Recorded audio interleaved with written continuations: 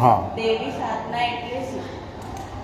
દેવી ને સાધવી એટલે દેવી સાધના. સાધના એટલે શું સમજમાં આવશે તો દેવી સાધના સમજમાં આવી જશે. સાધવું એટલે શું? સાધુ એટલે શું? સાધુ શબ્દ ક્યાંથી આવ્યો તમને યાદ ખબર છે? સાધુ એટલે જૂના જમાનામાં નાટક જોવા જતા હતા ને બહુ ગમે તો શું કહે? સાધુ. સાધુ શબ્દનો અર્થ છે સર્વોત્તમ. આ જૂના લોકોને ખબર છે કે નાટક જોવા જઈએ અને બહુ ગમે બધાને તો શું બોલે બધા ઓડિયન્સ? સાધુ સાધુ સાધુ. સાધુનો અર્થ શું છે? જે સર્વોત્તમ છે એ સાધુ. જે તમને સર્વોત્તમ બનાવે એ સાધના. જે તમને સાધુ બનાવે એ સાધના. હવે આમને સાધક નામ મળ્યા છે એટલે સાધક નામ એટલે શું? એ લોકો સર્વોત્તમ થઈ ગયા છે. સાધકમાં સર્વોત્તમ એને સાધક નામ મળે. સાધુ સર્વોત્તમ થયા.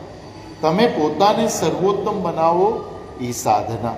એ એક અર્થ છે કે સર્વોત્તમ તમે બનો. હવે સર્વોત્તમ કેવી રીતે બનશો? તો એના માટે ધ્યાન રાખવાની જરૂર છે કે તમે જેને જોયા રાખશો, જેને પ્રેમ કરશો એના જેવા બની જશો. તો પહેલાના જમાનામાં ટીવી નહોતા તો આપણે માતાજીની છબીને માતાજીની મૂર્તિ ઘરમાં રાખતા હતા. તો એને દેવીને સાધવું કહેવાય કે તમે દેવીને જોતા જોતા દેવી જેવા બની જાઓ. પછી ત્યારના લોકોની પાસે ટીવી હોત તો એ લોકો ટીવીમાં માતાજી જ બતાડે, પણ હવે ટીવીમાં તમને સાસ બહુ બતાડે છે અને સાજીશ પણ.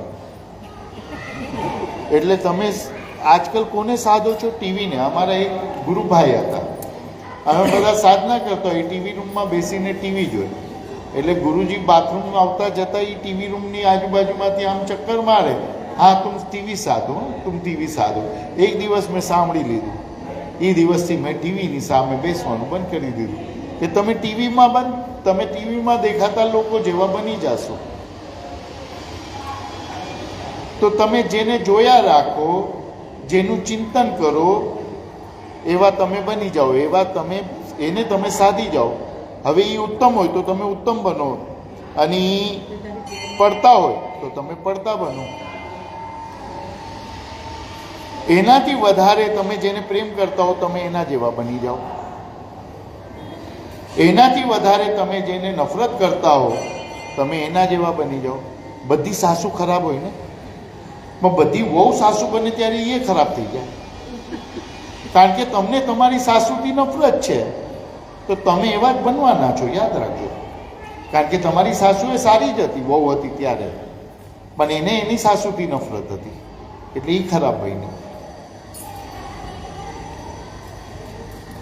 તમે પ્રેમ કરો છો એના જેવા બની જાઓ, તમે જેને જોવો છો તમે એના જેવા બની જાઓ, પણ એનાથી વધારે ફાસ્ટ, એનાથી વધારે જલ્દી તમે જેને નફરત કરો તમે એના જેવા બની જાઓ.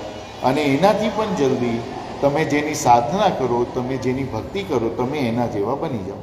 દેવીની સાધનાનો અર્થ એટલો જ છે કે તમે સાક્ષાત પોતે દેવી બનીને દેવીની પૂજા કરો.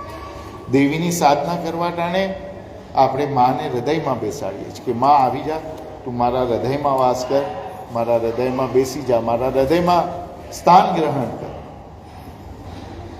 એટલે દેવી બનવાની પ્રક્રિયા દેવી સાધના.